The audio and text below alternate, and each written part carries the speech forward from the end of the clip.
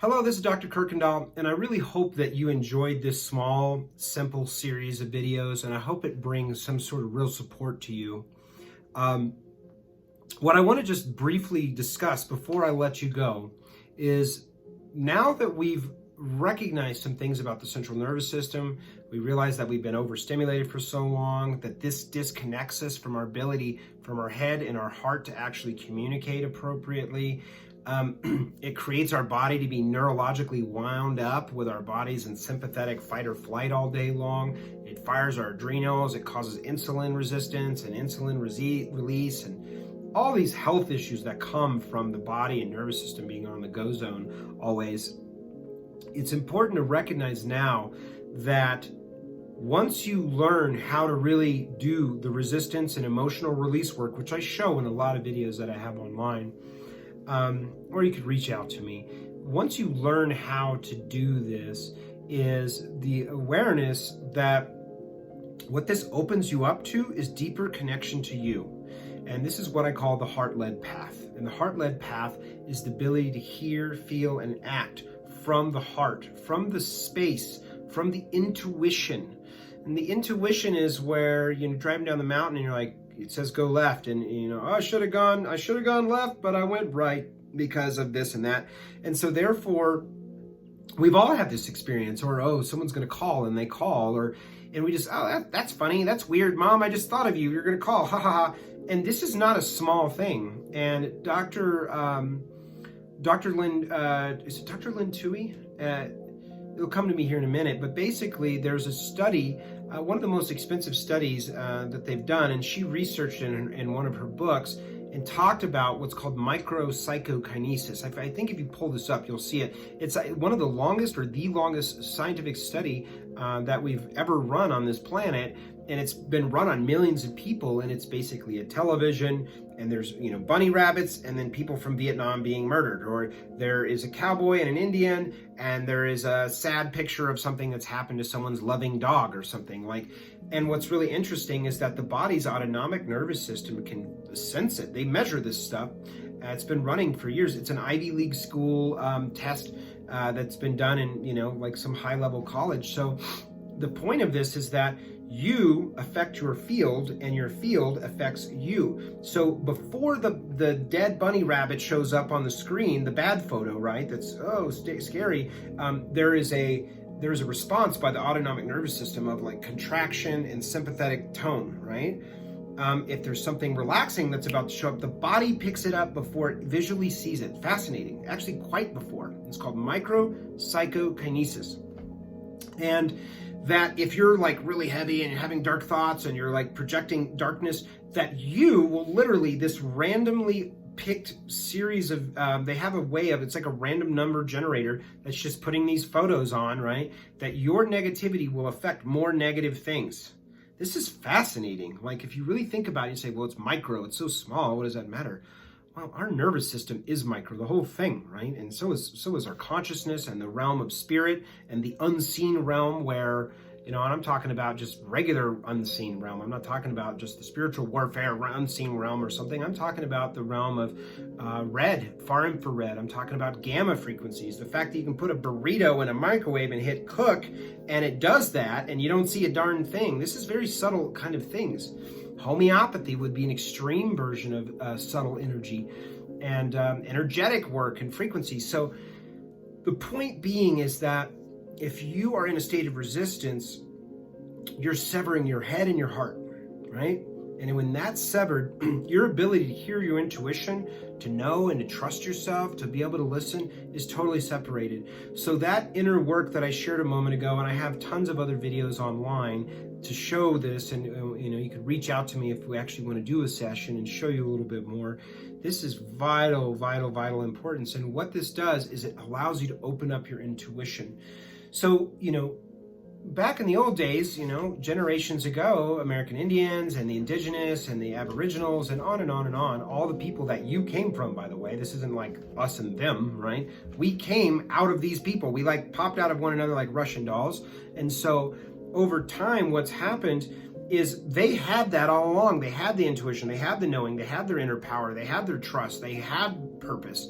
And we've separated ourselves because we're so in here. Now we get to merge the two. How cool is that? I mean, that's really cool, guys.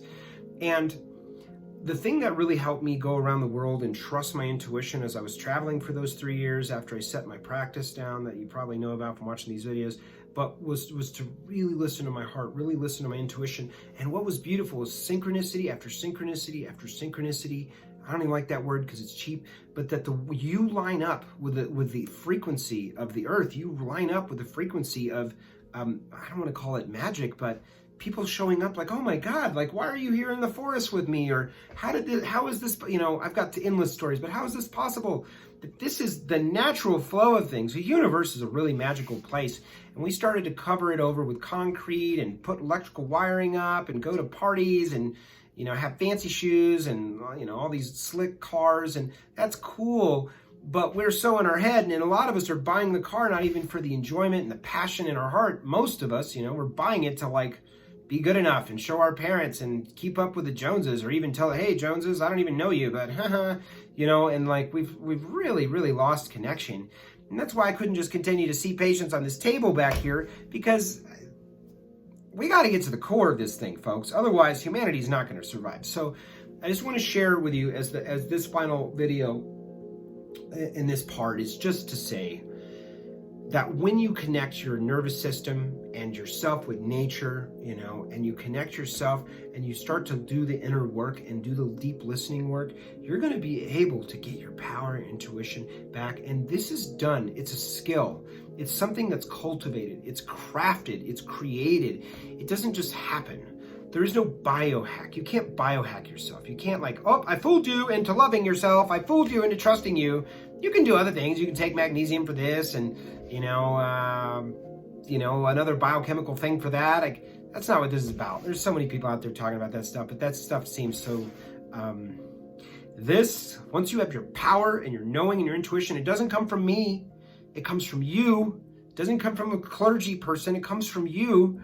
Then you can sit in that place with the clergy person or the doctor or the coach or the scientist or whatever and learn more. And you can say, that doesn't fit. Whatever Dr. K is saying right now doesn't feel good to me. So I'm just going to skip this part, or the clergy person or whatever. So you have your power. We need our power as a society, damn it. And I just wanted to share that with you. I hope this is helpful today. You were so loved. You were so needed. You were so incredibly badass. And, it amazes me that so many people feel so disempowered, so depressed, so disconnected, so alone. And it just goes to show you where we are at in our consciousness state as humans on this planet. And this, guys, if you're sad, if you're mad, if you're unhappy, if you're just really suicidal in your thoughts, I want you to know, that shows you where you're at, how far you've gotten disconnected from you. And a lot of us, like me, when I was raised, I was little, I was born in 76, went through the 80s eating ding-dongs and cheeseburgers and before we even knew gluten was a thing, and we didn't know anything was a thing. We're just doing it. We're just doing it life, we're just doing it Miami Vice style. And I never even knew myself. I never knew myself. I went to church to know myself. It didn't work. I went and talked to people, clergy, and I talked to counselors because I was kind of a troubled kid. I felt a lot. I was kind of an empathic kid. I could feel people's shit, and their energy, and so many of you listening, you're the same way. And we never knew ourselves. And then we're like, oh, I want to impress my mom, so I'll be an engineer. And you're like, God, I hate engineering. I don't know why I'm doing this. And then you wonder why you hate your job, and you're sitting in rush hour traffic on a major highway in your local city, hating it. Well, let this be your wake-up call. You have a lot to give the world, and you won't see it if you're in your left brain. You won't see it if you're disconnected from your heart and your intuition. But you can sculpt, craft, and create that for yourself, just like I did for me, just like I've helped other people do, and many other people are doing for themselves in their own way. That this is just one way, this is one path, but this is so important. This is so important. And if humans continue on and make more and more smart shit, smart phones and smart that, the more we do that, the more we're just sped up, and we're going to get more and more information and data. We're never going to really be able to check in with our hearts and our intuition, and from there we're very, very powerless. And if people of the earth in general are powerless, then we'll make really dumb decisions, rash decisions, just like that little kid, Timmy, who's autistic, or hits his sister or something. He's not thinking, he's in the left brain. And so we want to bring this balance. And so I really hope that you take some of this information and knowledge today that I shared and really bring it into your life, because I know it can help you so much.